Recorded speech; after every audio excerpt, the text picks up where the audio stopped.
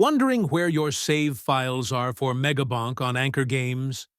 Let's take a quick look. First, launch Megabonk and create at least one save. This ensures the game sets up the save folder on your PC. All games on AnkerGames store their saves locally.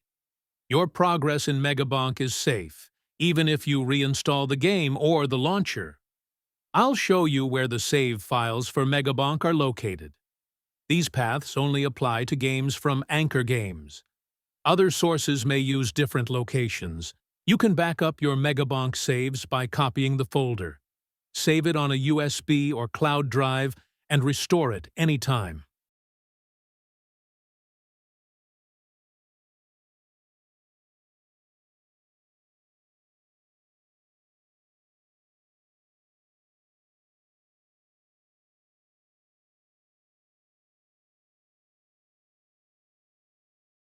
That's it.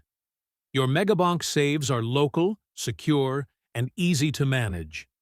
Follow for more tips to get the most out of your games.